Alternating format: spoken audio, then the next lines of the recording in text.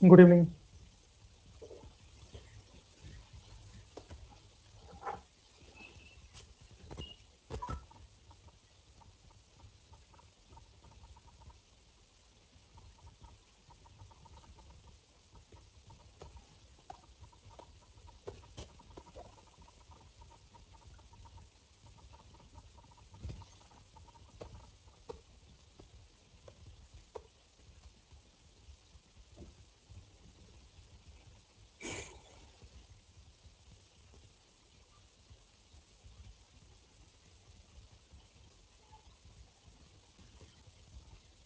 शुरू किया जाए।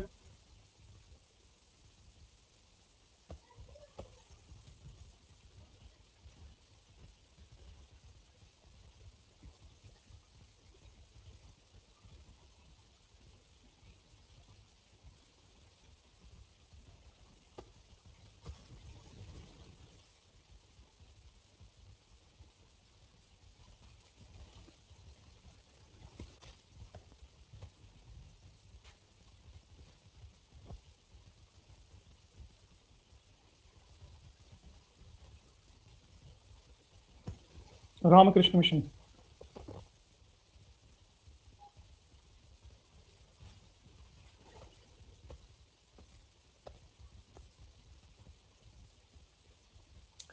विवेकानंद।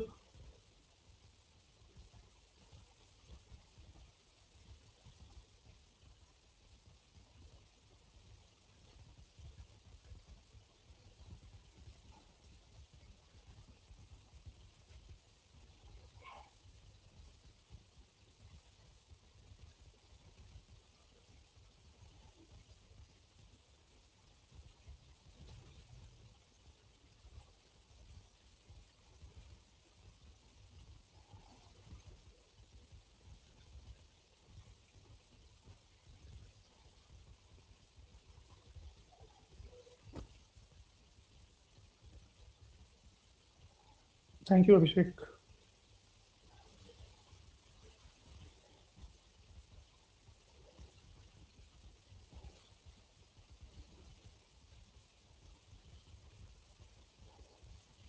ये गलत सलत दिया हुआ है। सायण होता है, सयाना नहीं होता, सयाना दिया हुआ है। सायण। ये अथर्ववेदी का कार। तो यहां से ये चले गए विवेकानंद अमेरिका, और 3 साल तक वो है शिकागो।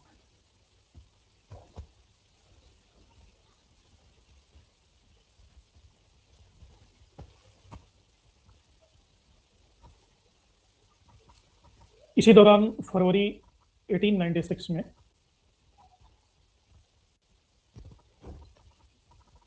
न्यूयॉर्क में वेदांत सोसाइटी की इन्होंने स्थापना की।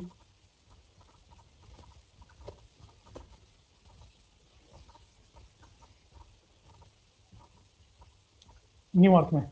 और कैलिफोर्निया में शांति आश्रम।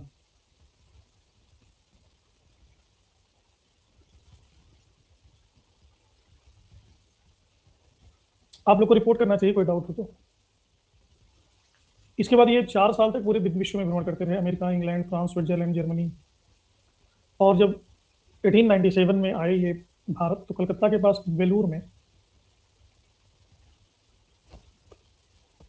इन्होंने रामकृष्ण मिशन की स्थापना की। तो एक वेलूर में हुआ कलकत्ता के पास, दूसरा है अल्मोड़ा उत्तराखंड में, उस जगह का नाम है मायावती। 2 जगह। फिर 1899 में फिर से अमेरिका चले गए।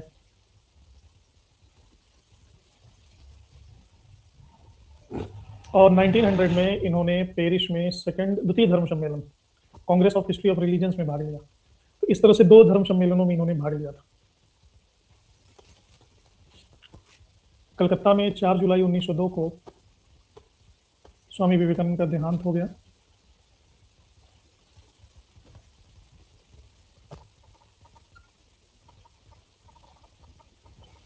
कुछ फैक्ट्स इनके बारे में ये भी हैं कि जैसे धर्म सम्मेलन में भाग लेने ये बंबई से एक जहाज में बैठ के गए थे अमेरिका। उस जहाज का नाम कोई बता सकता है?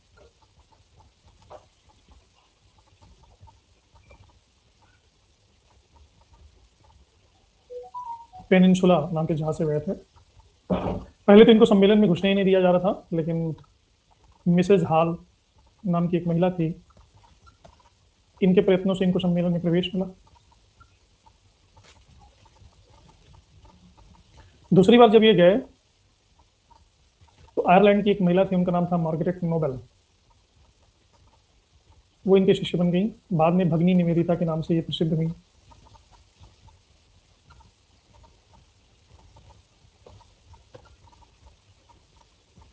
सिस्टर निवेदिता। तो विवेकानंद का मूल सिद्धांत क्या है? विवेकानंद के बारे में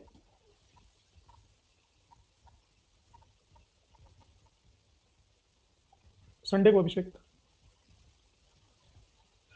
क्योंकि और कभी दिन मेरे पास टाइम नहीं है। विवेकानंद के धर्म की मूल बात है कि इन्होंने मानव सेवा को सबसे बड़ा धर्म बताया। अच्छा, मूर्ति पूजा का इन्होंने समर्थन किया, बाकी लोगों ने समर्थन नहीं किया है। बहुदेववाद का समर्थन किया, बाकी लोग एकेश्वरवाद का समर्थन करते हैं। इन्हों नव हिंदू जागरण का संस्थापक कहा जाता है।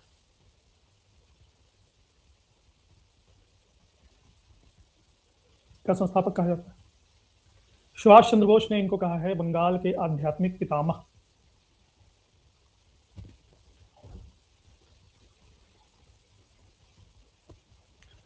इंडियन अनरस के लेखक वैलेंटाइन शिरोल ने लिखा है कि पहले हिंदू थे जिनके व्यक्तित्व से भारत की प्राचीन सभ्यता और राष्ट्र होने के उसके नवजात हक के लिए विदेश में निर्णायक स्वीकृति प्राप्त है।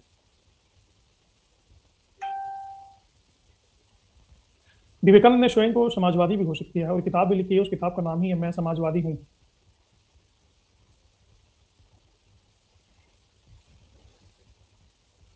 इसके माध्यम से भारत के सवर्ण वर्ग से अपने पद और सुविधाओं को त्याग कर दिया और निम्न वर्ग के साथ मिलकर के जीने का आह्वान किया है।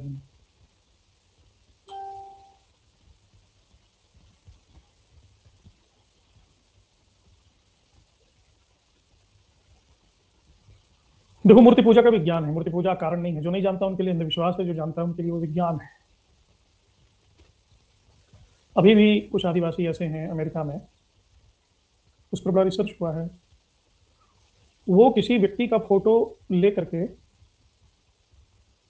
कोई भी प्रभाव उस फोटो पे डालेंगे, वो प्रभाव उस व्यक्ति तक पहुंच जाता है।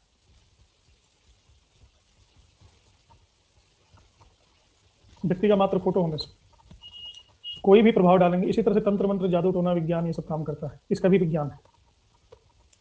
तो कोई भी निगेटिविटी, मान लो इसको किसी बीमारी से ग्रसित कर देंगे तो वो बीमारी सही व्यक्ति तक पहुंच जाती है। मिस्टर ए की फोटो है तो मिस्टर ए बीमार पड़ जाएंगे। अगर निगेटिविटी को भेजा जा सकता है, यानी व्यक्ति के रेखा चित्र से किसी न किसी प्रकार का असली वस्तु का व्यक्ति का संबंध है, तो पॉजिटिविटी को क्यों नहीं भेजा जा सकता? अगर आप जादू टोना भेज सकते हो तो अपनी प्रार्थना भी तो भेज सकते हो। तो मूर्ति पूजा को ऐसे भी समझ सकते हो। वैदिक काल में जितने भी देवताओं का आवाहन किया गया है वो इसी विज्ञान पर आधारित है। वेद इसी विज्ञान की चर्चा से भरे हुए। अगली संस्था है द थियोसॉफिकल सोसाइटी।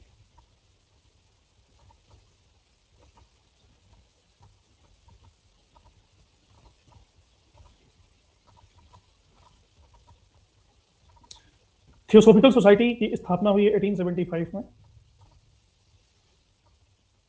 एचपी ब्लाउट्स्की ने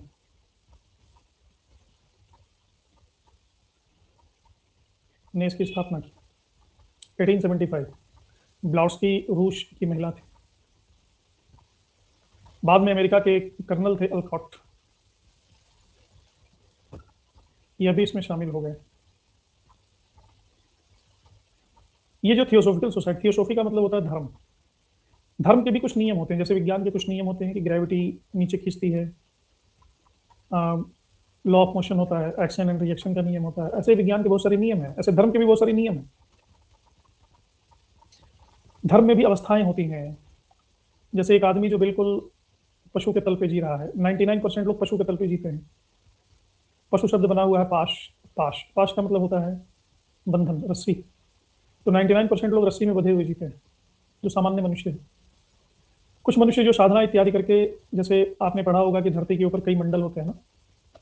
धरती होती है वातावरण में, धरती के ठीक ऊपर होता है क्षोभ मंडल, क्षोभ मंडल के ठीक ऊपर होता है आयन मंडल, आयन मंडल के ऊपर होता है समताप मंडल, समताप मंडल के ऊपर होता है बहिर्मंडल। ऐसे ऐसे मंडल होते हैं। स्थापना तो ब्लॉट्सकी ने की थी, अलकाट बाद में जुड़े थे। इसी तरह से मनुष्य के विकास की अवस्थाएं भी होती हैं। आध्यात्मिक रूप से मनुष्य विकसित हो गया तो ऊपर के मंडल में गति करने लगता है। फिर इसको सामान्य मनुष्य के नियम इसके ऊपर काम नहीं करते, और विकसित हुआ तो इसके ऊपर का मंडल इस पर गति करने लगता है। फिर ये व्यक्ति उन चीजों को देख और सुन और समझ सकता है जो चीजें इस व्यक्ति को नहीं दिखाई देंगी, या इस व्यक्ति को तो बिल्कुल भी नहीं संभावना है। फिर इसके ऊपर भी एक मंडल है। इस तरह से दशम द्वार तक मंडल है। कबीरदास जी ने दशम द्वार की बात की। थियोसॉफिकल सोसाइटी ऐसे लोगों का समूह था जो अपने आध्यात्मिक संभावना में ऊपर के मंडलों पर उठ गए। समझे मेरी बात? और जिनके ऊपर अलग प्रकार के नियम काम करते हैं, अलग प्रकार के आध्यात्मिक नियम काम करते हैं। तो बाद में अमेरिका से इसके कार्यालय को स्थानांतरित कर दिया गया भारत, क्योंकि विश्व में जहां कहीं भी लोग अध्यात्म को उत्सुक होते हैं वो भारत की तरफ उत्सुक हो जाते हैं, क्योंकि भारत के पास एक आध्यात्मिक ऊर्जा फील्ड है, ऊर्जा क्षेत्र है। तो 1879 में बंबई में इसका मुख्य कार्यालय खोला गया। फिर 1882 में मद्रास के पास एक जगह है अड्यार, यहां पर स्थापित किया गया। धीरे धीरे धीरे धीरे बेंगलोर, बंबई, सूरत, लुधियाना वगैरह वगैरह इनकी संस्थाएं स्थापित हैं, शाखाएं स्थापित हैं। तो बेसिकली ऐतिहासिक दृष्टि से कर्म का सिद्धांत, इस पर इन्होंने बहुत ही वैज्ञानिक काम किया थियोसॉफिकल सोसाइटी के लोगों ने। कर्म का सिद्धांत एक लाइन में कहा जाए कि जो बोओगे वो काटोगे, सिंपल। और एक जन्म में नहीं काटना है। जो बोए हो जब तक पूरा काट नहीं लोगे तब तक इस जीवन से मुक्ति नहीं मिलेगी। यह है कर्म का सिद्धांत। इसलिए बार बार पुनर्जन्म होता है।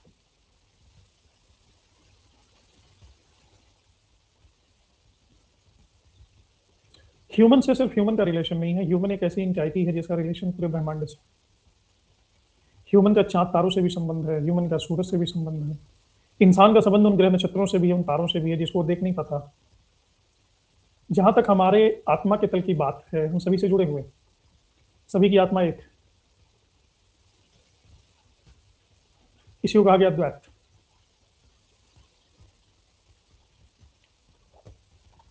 थियोसॉफी ने कर्म के सिद्धांत की बड़ी वैज्ञानिक व्याख्या की। इन्होंने यहां तक भी बताया है कि अगर आप किसी को दुख देते हो तो आपके साथ क्या होगा, किसी का आप हत्या करते हो तो क्या होगा, मांसाहार करते हो तो क्या होगा। सारी एक लिस्ट बनाई है इन्होंने। बेसिकली सांख्य और वेदांत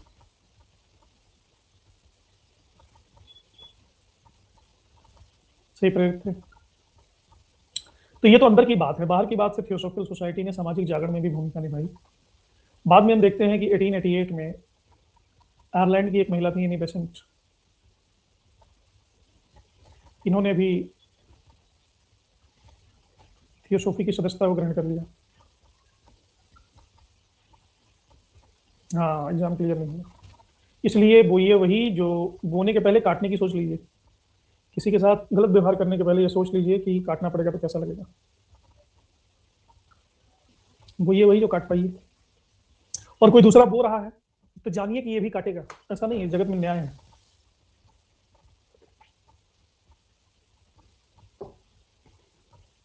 यही कर्म का सिद्धांत।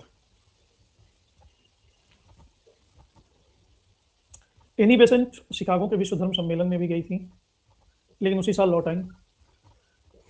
1907 में कर्नल अलकाट की जब डेथ हुई ना, तो एनी बेसेंट थियोसॉफिकल सोसाइटी की अध्यक्ष बनी। तो थियोसॉफिकल सोसाइटी ने जिस जगत पे काम किया है वो था देव मंडल, देव विज्ञान।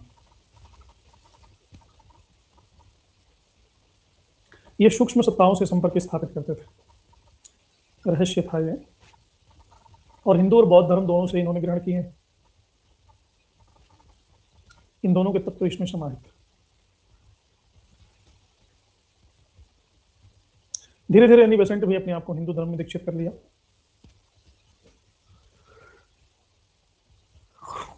और आगे चल करके बनारस में 1898 में उन्होंने सेंट्रल हिंदू कॉलेज की नींव रखी इन्होंने।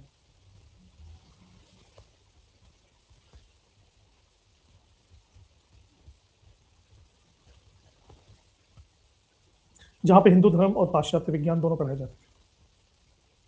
इन्हीं बेसेंट द्वारा ये जो कॉलेज था, मदन मोहन मालवीय ने इसी को 1916 में बनारस हिंदू यूनिवर्सिटी बना दिया, जिसको आज हम BHU के नाम से जानते हैं। आयरलैंड में एक आंदोलन चल रहा था कि अंग्रेजों के अधीन जो आयरलैंड प्रदेश है, उनका आंतरिक शासन आयरलैंड के लोकल लोगों के द्वारा किया जाए, और उन्होंने ये जीता। होम रूल लीग कहते हैं इसको। इसी तरह का सिमिलर इन्होंने भारत में भी आंदोलन चलाया। अच्छा, पेपर अच्छा हुआ, वेरी गुड। क्या क्या आया था? मेरा पढ़ाया हुआ कुछ आया था?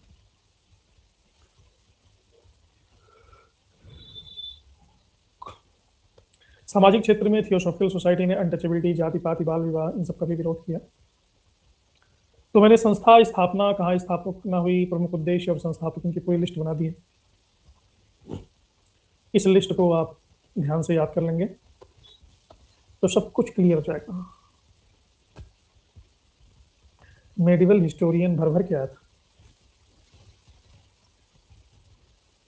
ये है संस्था स्थापना, स्थल, संस्थापक और प्रमुख उद्देश्य।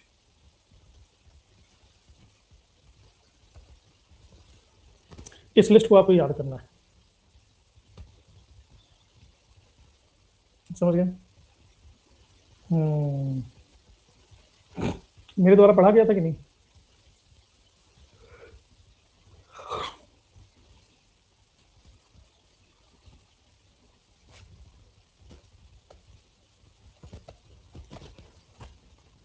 सब मेरा ही था। वाह, इससे अच्छी बात क्या होगी?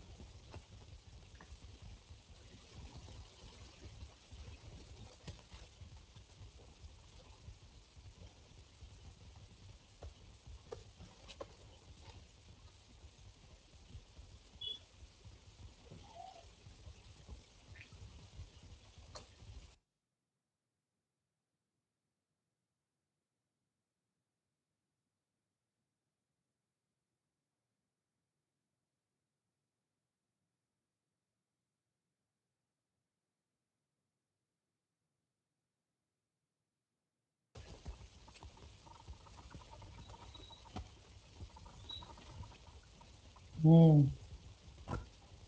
Thank you, thank you. सफलता मिल जाए तब तो।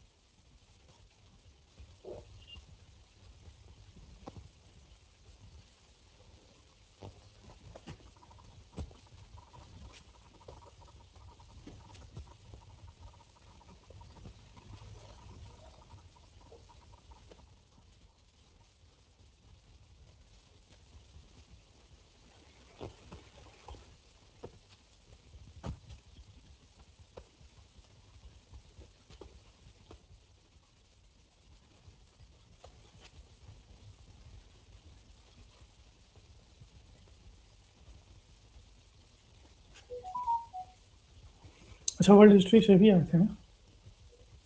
तो ये पहला खत्म हुआ, सेकंड पार्ट शुरू करते हैं।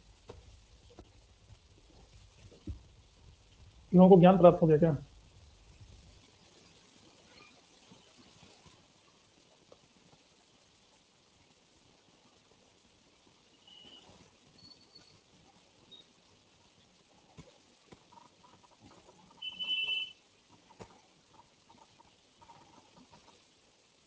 आएगा जी, नेट में इसी से पूछेगा, डोंट वरी।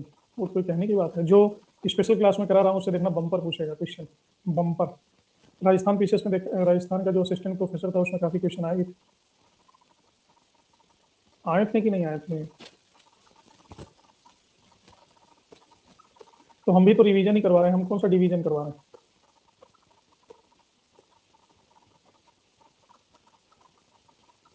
सभी मेरा पढ़ाया हुआ था। Young Bengal movement.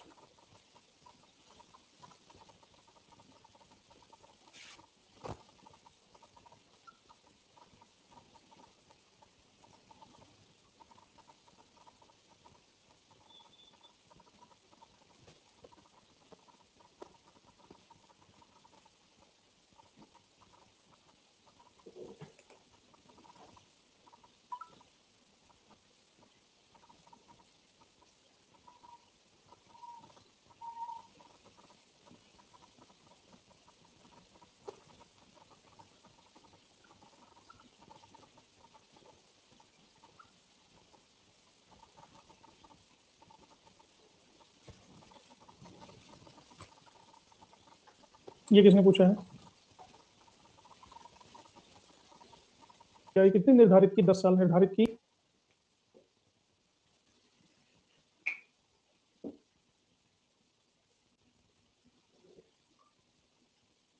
Hindu college के एंग्लो इंडियन शिक्षक थे हेनरी विवियन डिरोजियो।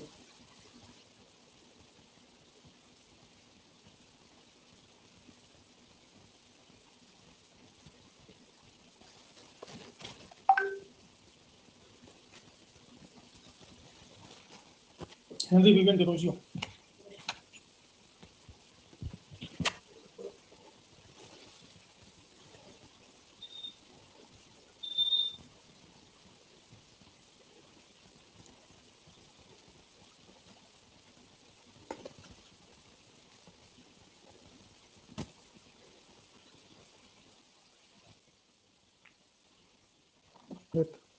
टोलकाप्पियर ने लिखा है, व्याकरण की किताब है।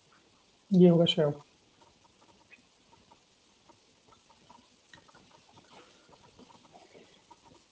तो 1829 में यंग बंगाल नाम का आंदोलन चला दिया इन्होंने।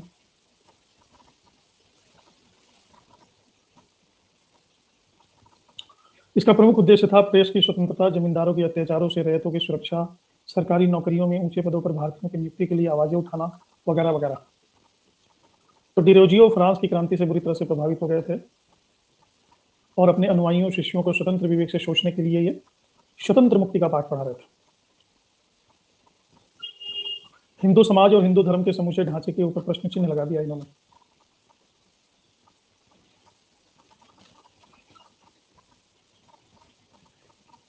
डिरोजियो ने आत्मविस्तार, समाज सुधार के लिए एक और संस्था बनाई, academic association.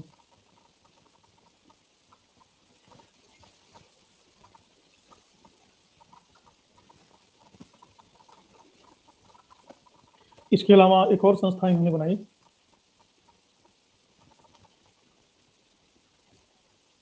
Society for the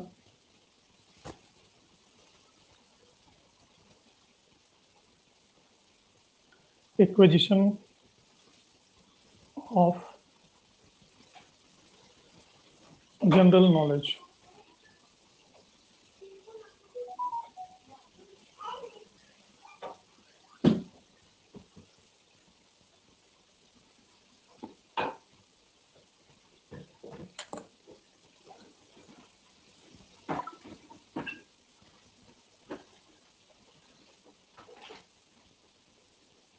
ऐसा है मित्रों, तुम लोग ज्यादा बुद्धि मत लगाया करो, बुद्धि तुम लोगों से है नहीं।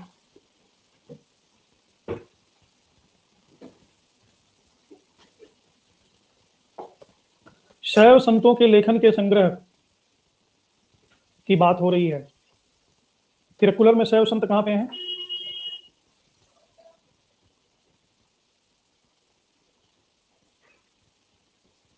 तिरुमुरा है।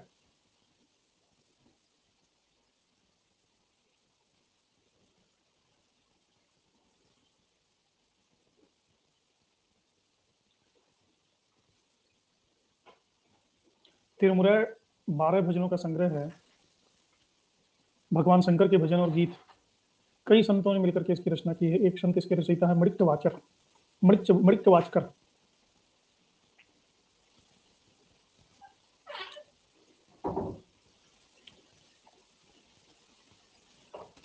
लेकिन इन्होंने ये जो पांचवा वेद लिखा है ना, ये पांचवा वेद तिरुमुरा को नहीं समझा जाता है। यहाँ पे इन्होंने गलत किया है, ये गलत है। पांचवा वेद ये नहीं है, पांचवा वेद है तिरुक्कुलर, कुरल कुरल।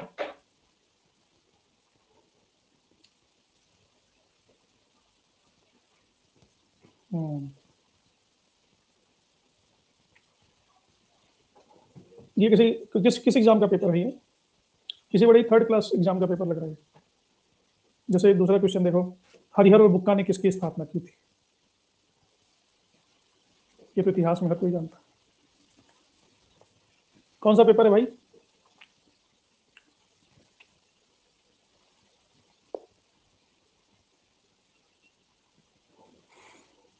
ये इसीलिए स्पेलिंग भी गलत लिखा है। ये टोल का पीएम जैसे लग रहा है कोई टोल प्लाजा का नाम है।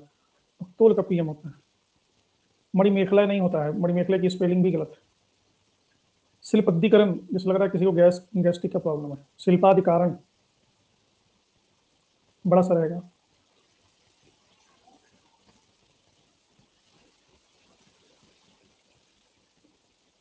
कहीं का ईंट कहीं का रोड़ा, भानुमति ने कुनबा जोड़ा।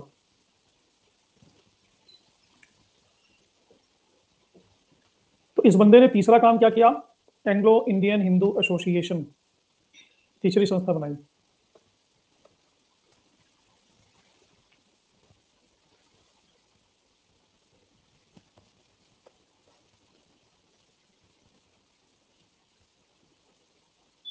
एक चौथी संस्था बनाई, बंग हित सभा।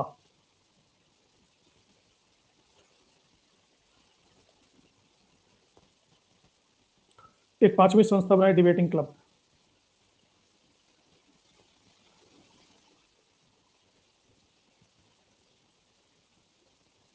एक न्यूज़पेपर भी निकाल दिया, ईस्ट इंडिया।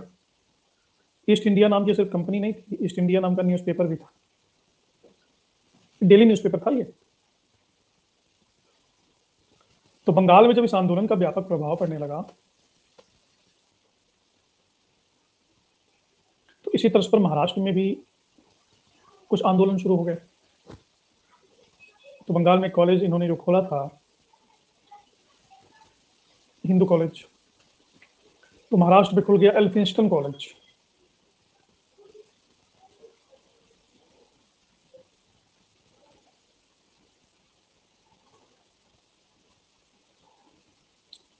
डिबेटिंग क्लब एक संस्था था जहां पे आकर के लोग डिबेट करते थे।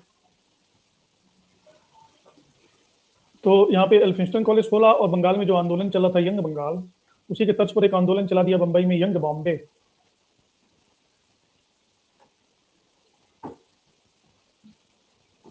यंग बॉम्बे। लेकिन जो बंगाल के कट्टर हिंदू थे, उन्होंने डिरोजियो का बड़ा भयंकर विरोध करना शुरू किया। इतना विरोध बढ़ गया कि 1831 में डिरोजियो को सस्पेंड कर दिया गया, हिंदू कॉलेज से ही सस्पेंड कर दिया गया। हिंदू कॉलेज के शिक्षक थे, और हिंदू कॉलेज में हिंदुओं की बुराई। हिंदुओं ने कहा, यह बात कुछ हमें समझ में ना आई।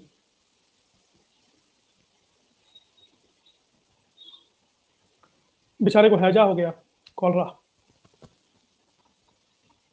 सस्पेंडेड थे, सैलरी थी नहीं, वैसा था नहीं, इलाज हो नहीं पाया और डेथ हो गई।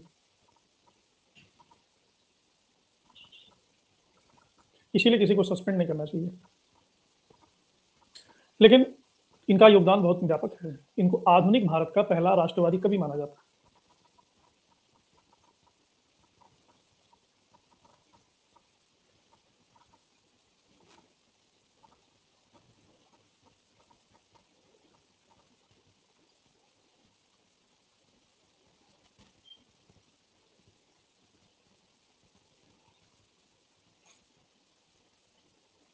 सुरेंद्र नाथ बनर्जी इनको कहा है कि ये बंगाल की आधुनिक सभ्यता के जन्मदाता थे।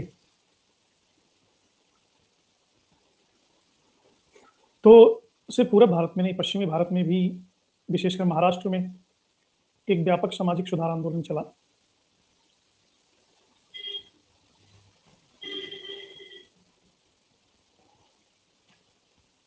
इसको लोक हितवादी के नाम से जाना जाता है।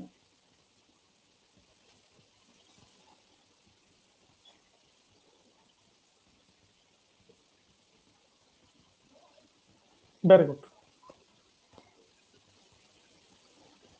गोपाल हरि देशमुख।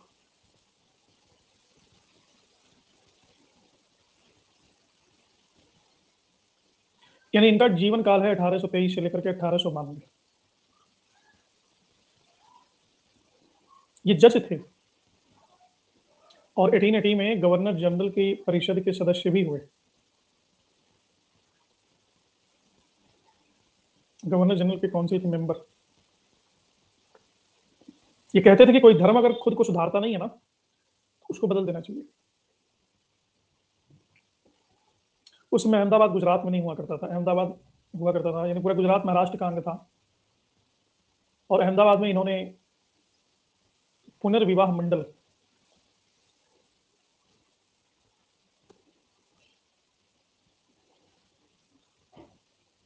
और विधवा पुनर्विवाह संस्थान की स्थापना की।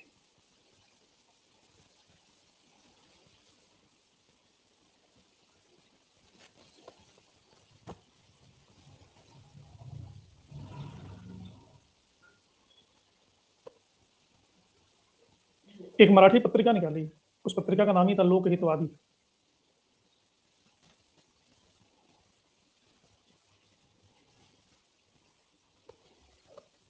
इसी लोकहितवादी पत्रिका के नाम पे इनका नाम ही पड़ गया लोकहितवादी।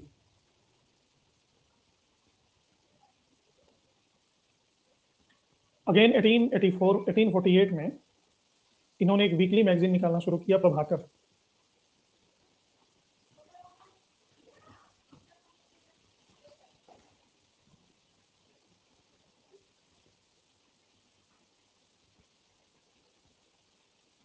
एक किताब भी लिखा इन्होंने, उस किताब का नाम था जाति भेद।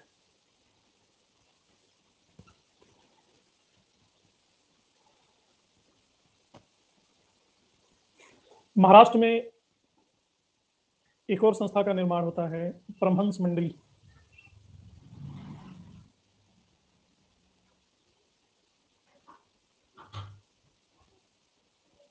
परमहंस मंडली के संस्थापक कौन थे?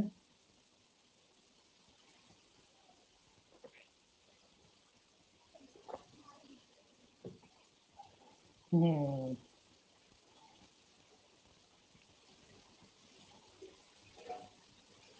आत्माराम पांडुरंग।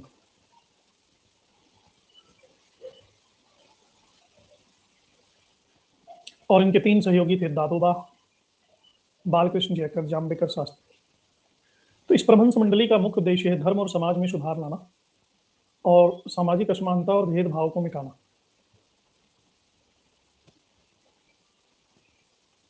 खासकर स्त्री शिक्षा के प्रति इन्होंने काफी काम किया। लेकिन दुर्भाग्य ये हो गया कि ईसाई धर्म के प्रति इनका रुझान बढ़ गया और इन्होंने अपना अस्तित्व खो दिया।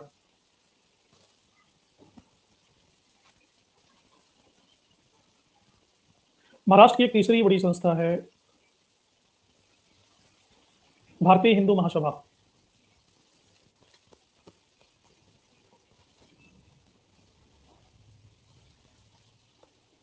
बी.डी. सावरकर ने इसकी स्थापना की थी 1907 में, महाराष्ट्र में ही।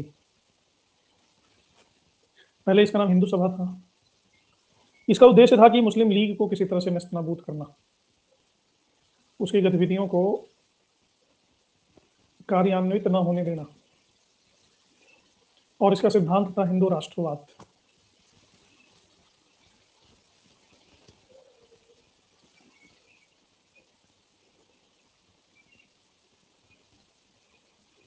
आज़ादी के आंदोलन में भी इन्होंने भाग लिया और इनके जो स्वतंत्रता संग्राम सेनानी नेता थे, उनका नाम था महामना मदन मोहन मालवीय, MMMMM।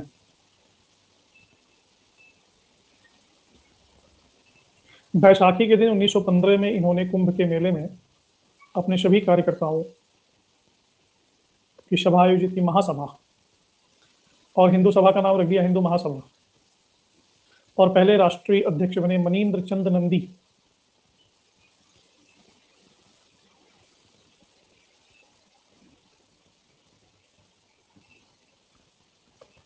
दूसरे राष्ट्रीय अध्यक्ष बने MMMMM।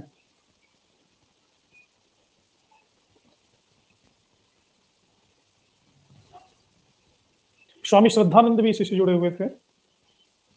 श्रद्धानंद ने हिंदुओं के शुद्धि का आंदोलन चलाया। जो भी हिंदू धर्म से अलग हो गए परिवार थे, इनको वापस हिंदू धर्म में लाना इनका उद्देश्य था। सावरकर भी इसी से जुड़े हुए थे।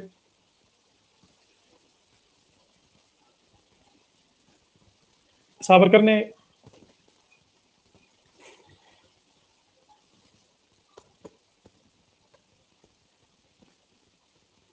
पहली बार दलितों को मंदिर में प्रवेश दिलवाया। तो हिंदू राष्ट्र के सिद्धांत पे काम करती थी।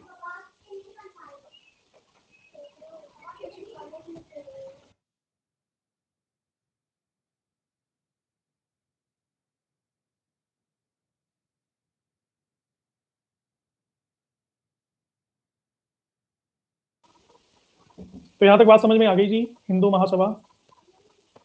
तो ये तो हिंदुओं की बात हो गई, मुसलमानों की बात तो रही गई। तो मुस्लिम सुधार आंदोलन भी बहुत सारे चले। मुस्लिम सुधार आंदोलन में सबसे महत्वपूर्ण है अलीगढ़ आंदोलन।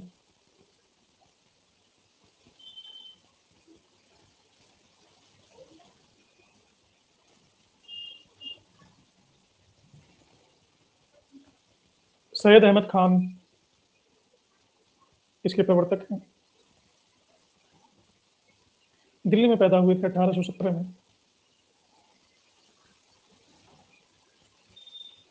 1857 के टाइम में ये कंपनी के नौकर थे, कंपनी न्यायिक सेवा में थे। इनको ये पता चला कि मुसलमान पीछे इसलिए हैं क्योंकि आधुनिक शिक्षा से वंचित हैं और मुस्लिम धर्म में कई कुरीतियां व्याप्त हैं। तो इन्होंने मुसलमानों को पढ़ाने के लिए एक पत्रिका निकालनी शुरू की 1870 में। उस पत्रिका का नाम था तहजीब उल अखलाक।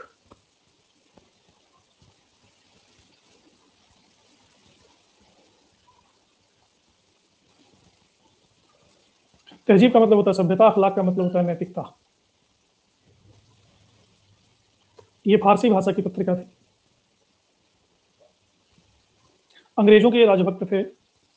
एक और पत्रिका निकाला इसके लिए, उस पत्रिका नाम था राजभक्त मुसलमान।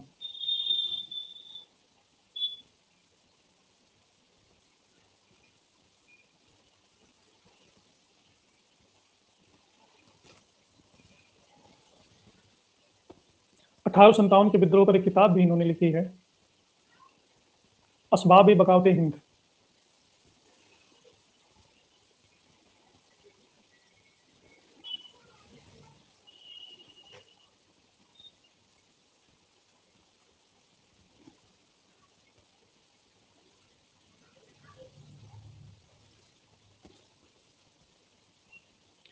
अठारह में इन्होंने मुसलमानों को वैज्ञानिक शिक्षण देने के लिए गाजीपुर में साइंटिफिक सोसाइटी की भी स्थापना की।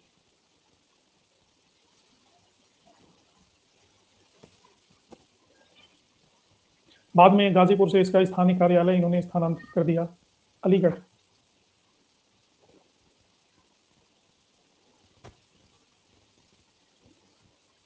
इसके ठीक पहले 1863 में भी गाजीपुर में मुसलमानों को अंग्रेजी शिक्षा प्राप्त प्रदान करने के लिए एक इंग्लिश स्कूल की स्थापना की।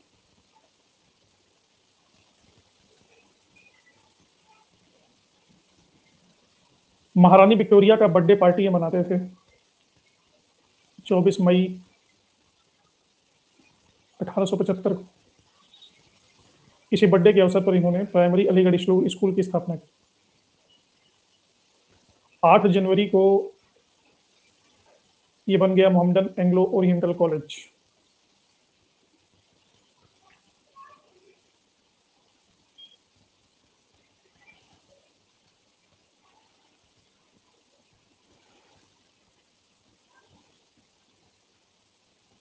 ये मोहम्मदन एंग्लो ओरिएंटल कॉलेज का शिलान्यास किया था लॉर्ड लिटन ने।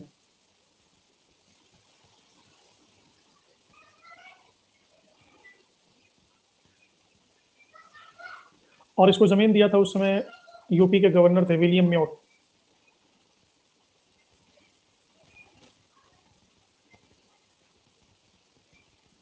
ने। इस कॉलेज का पहला प्रिंसिपल था थियोडोर बैक।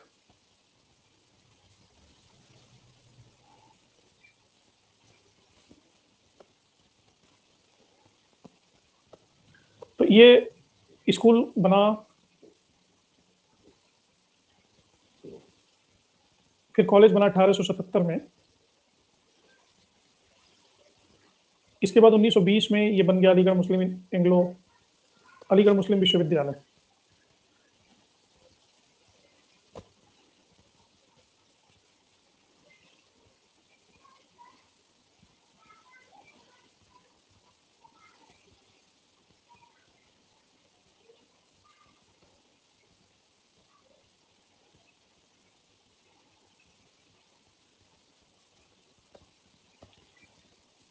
अहमद खान ने गुरु शिष्य की परंपरा, जो उस्ताद और मुरीद की परंपरा थी मुसलमानों में, जिसे कहते थे पीरी मुरीदी, इस परंपरा को समाप्त करने का प्रयास किया। पीर लोग अपने आप को सूफी मानते थे और मुरीदों को कान फूंक करके गुरु बन जाते थे और दासों जैसी सेवाएं देते थे। तो एक तरह से पीरी मुरीदी प्रथा दास प्रथा जैसे ही थी। इन्होंने गुलामी को इस्लाम के विरुद्ध बताया।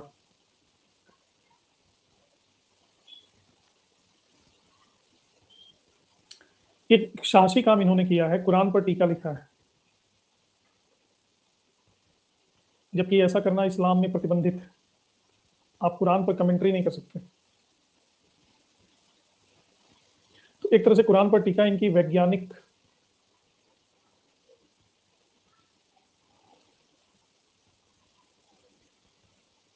विश्लेषण को दर्शाती है। खैर, अलीगढ़ आंदोलन कांग्रेस का विरोधी था और कांग्रेस के विरोध में इसने बनारस के राजा थे शिव प्रसाद के सहयोग से इसने एक और संस्था बनाया। उस संस्था का नाम था यूनाइटेड इंडियन पैट्रियोटिक एसोसिएशन।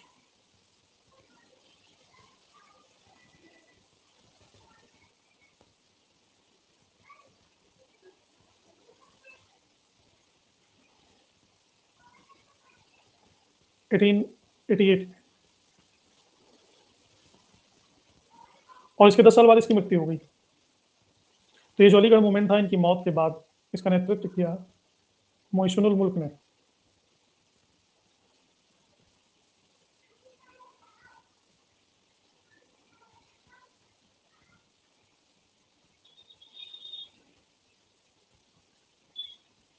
चिराग अली, नजीर अहमद, अल्ताफ हुसैन अली, मौलाना शिबली नुमानी,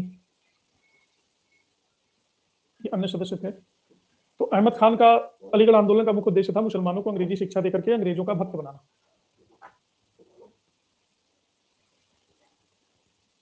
1870 ईस्वी में विलियम हंटर की एक किताब आई थी, इंडियन मुसलमान।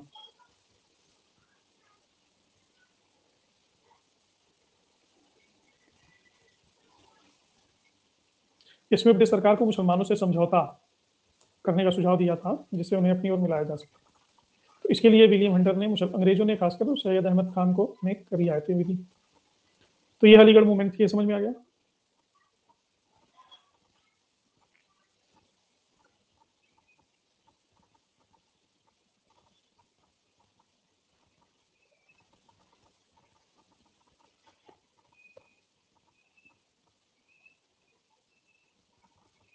इसके बाद आता है अहमदिया आंदोलन।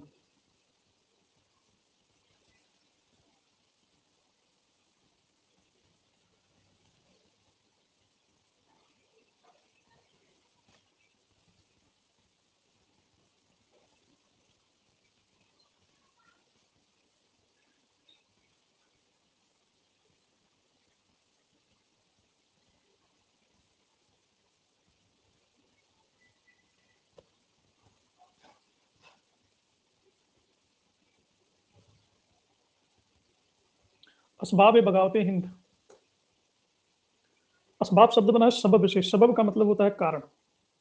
सबब का प्लूरल है असबाब, तमाम कारण। बगावत हिंद का मतलब होता है विद्रोह, हिंदुस्तान के विद्रोह के तमाम कारण।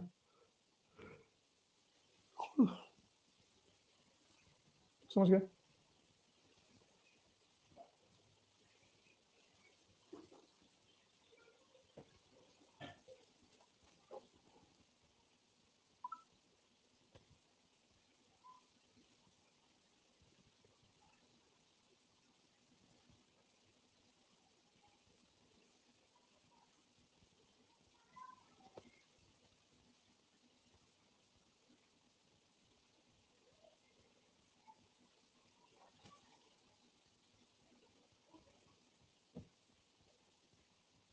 नेक्स्ट है अहमदिया।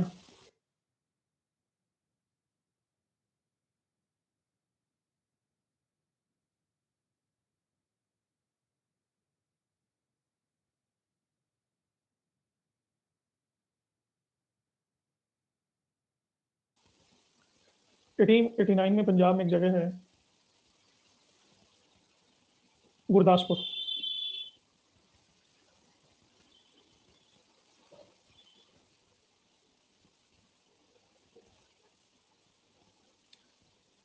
कादिया भी एक जगह है पंजाब में ही।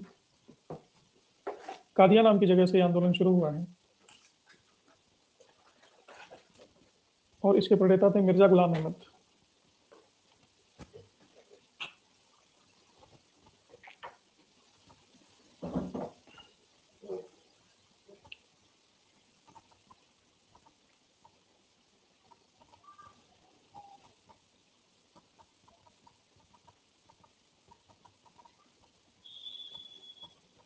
मिर्जा गुलाम अहमद,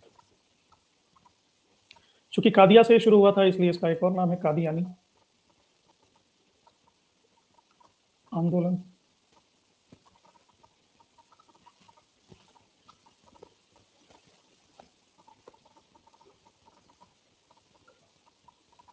तो मिर्जा गुलाम अहमद ने अपने आप को कहा कि मैं खुदा का हूं पैगंबर और मैं लेकर के आया हूं पैगाम।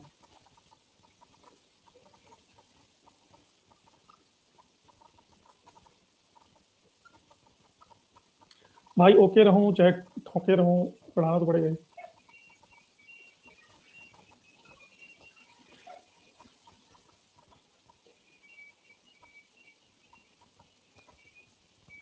और ये कहते थे कि इस्लाम में बहुत सारी अशुद्धियां हैं, इन अशुद्धियों को दूर करेंगे तो इस्लाम का शुद्धिकरण करेंगे, शुद्ध इस्लाम। तो ये एक तरह से उदारवादी सिद्धांतों पर आधारित था। इसने कहा कि मुस्लिम जो जिहाद करते हैं वो गलत है और खुद को कहा कि ये चाहते हैं इस्लाम में पुनर्जागरण आए, पुनर्जागरण के वाहक। तो इनको भी किताब लिखने की जरूरत हुई और 1890 ईस्वी में इन्होंने भी किताब लिखा, बहरीन ए अहमदिया।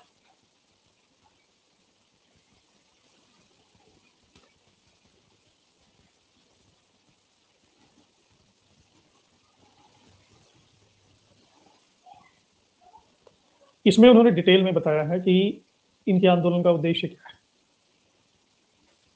इनके सिद्धांतों और उद्देश्यों पर प्रकाश डाला। तो ऐसा नहीं, कट्टर नहीं थे, उदार व्यक्ति थे और सुधार के लिए प्रयास करते थे। सर्वधर्म समभाव,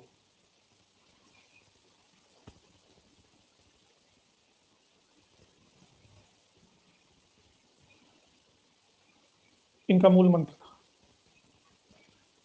मेरी फिक्र करने के लिए धन्यवाद, लेकिन मैं ठीक हूँ। धीरे धीरे बोलता हूँ इसका मतलब थोड़ी ना कि कुछ और प्रॉब्लम है।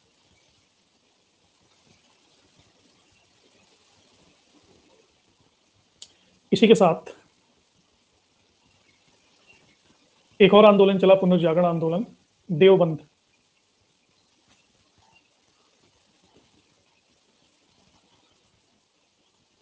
यह भी एक पुनर्जागरण आंदोलन था। ये कहता था कि अंग्रेजों को भगाओ और अंग्रेजों के खिलाफ जिहाद करो। यूपी में एक जगह है सहारनपुर, सहारनपुर में एक जगह है देवबंद।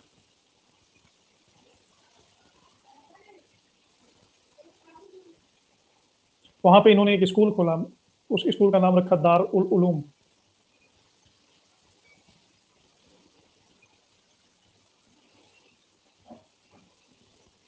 एटीन 1666 में। तो इसमें दो मेन हीरो थे इसके, मोहम्मद कासिम ननौतवी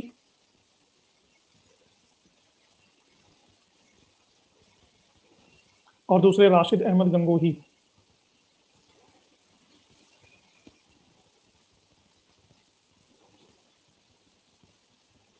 एटीन 66 की बात, जब ये दारुल उलूम की इन्होंने स्थापना की। इस विद्यालय में इस्लाम की शिक्षा द्वारा धार्मिक नेताओं को प्रशिक्षित किया गया। मजे की बात यह है कि आंदोलन ये अलीगढ़ आंदोलन के विरोध में था।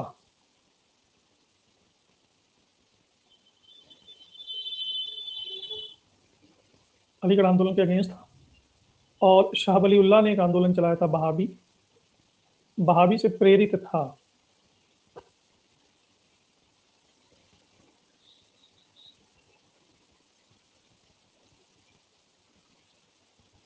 इस आंदोलन ने कांग्रेस की स्थापना का स्वागत किया।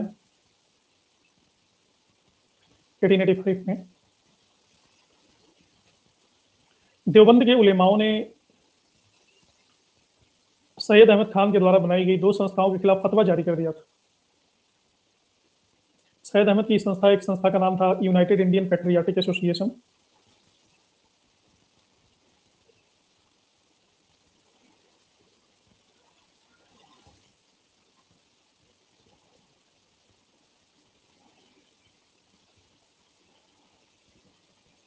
और दूसरा था मुस्लिम एंग्लो ओरिएंटल सभा।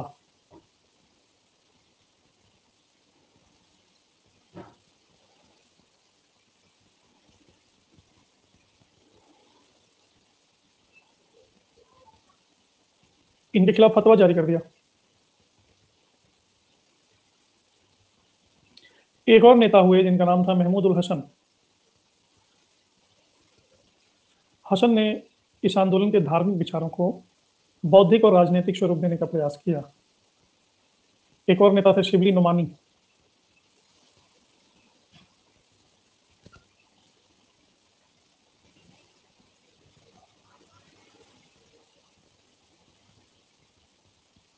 शिबली नुमानी ने कहा कि पश्चिम शिक्षा भी होनी चाहिए, लेकिन ये भी सर सैयद अहमद खां भी यही कहते थे, पश्चिम अंग्रेजी शिक्षा होनी चाहिए, ये भी कहते थे, लेकिन ये दोनों विरोधी थे एक दूसरे के, राजनीतिक मुद्दों पर विरोध करते थे।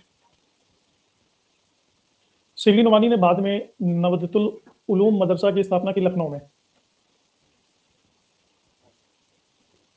1894 से 96 तक। नवदत उल उलूम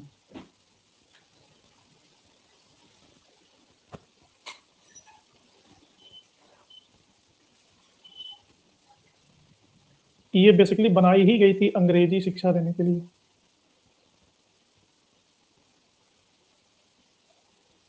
तो ये मुस्लिम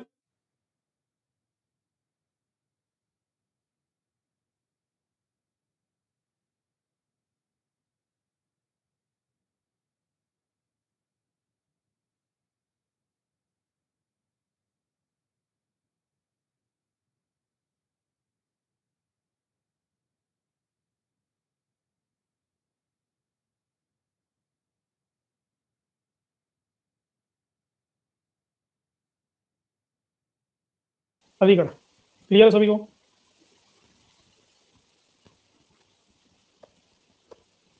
ये सब जो मैं लिख रहा हूँ यहाँ पे सब लिखा हुआ है, इसको जब पढ़ोगे ना तो सारा कुछ क्लियर हो जाएगा।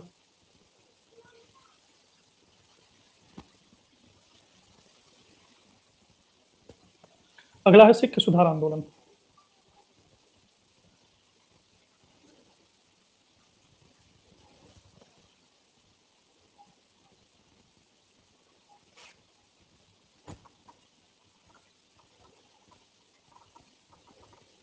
सिख धर्म संसार का सबसे नया धर्म है, लेकिन समय के साथ साथ इसमें भी बुराइयां आ गई। तो सबसे पहले थे दयाल साहब। इन्होंने निरंकारी आंदोलन चला करके इनको दूर करने की कोशिश की। निरंकारी मिशन आज भी चलता है, क्योंकि सिखिज्म में बहुत सारे हिंदू धर्म के तत्व आ गए थे। समय आएगा सब बताऊंगा, टेंशन ना लो, कोई छूटेगा नहीं।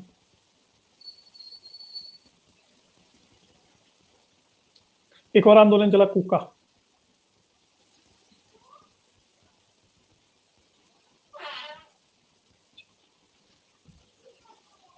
कूका आंदोलन की स्थापना 1840 में भगत जवाहरमल ने की।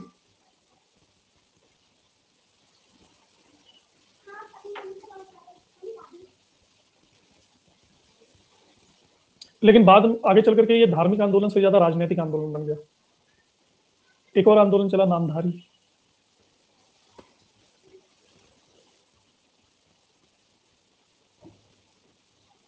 बाबा राम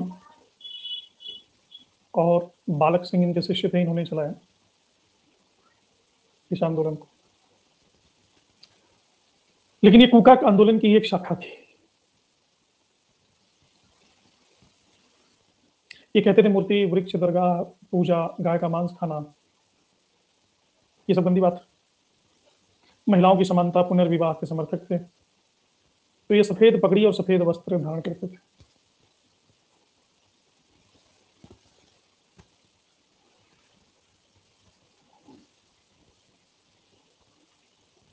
19वीं शताब्दी में सिखों का धार्मिक सुधार सिंह सभा आंदोलन के द्वारा, सिंह सभा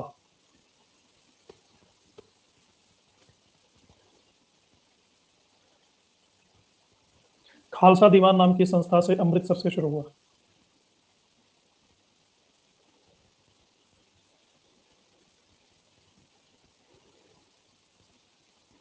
इसी सिंह सभा आंदोलन का एक छोटा सा भाग था अकाली। अकाली आंदोलन बेसिकली उन भ्रष्ट महंतों के खिलाफ चलाया गया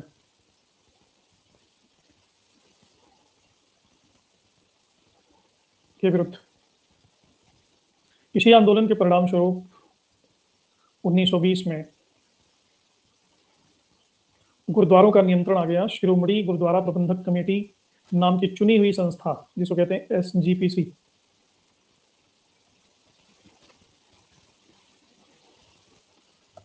बाद में 1922 ईस्वी में गुरुद्वारा एक्ट पारित किया गया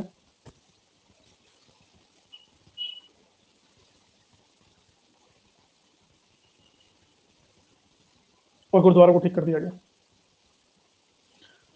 अभी और भी कुछ आंदोलन रह गए हैं, जैसे फारसी सुधार आंदोलन और 19वीं 20वीं में समाज सुधार, जैसे सती प्रथा, शिशुवध, नरबली प्रथा, दास प्रथा, विधवा पुनर्विवाह, बाल विवाह, स्त्री शिक्षा और उनके बने हुए कानून, ये हम कल डिस्कस करेंगे।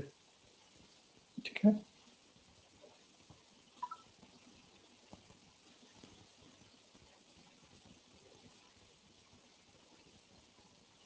तो इन्वायरमेंट की क्लास में मिलते हैं शाम को